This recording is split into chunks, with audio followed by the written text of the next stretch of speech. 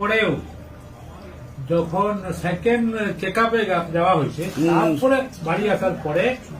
তখন বলছি আমি কোথায় কোথায় আমি তখন বললাম তুমি হিমালয়ে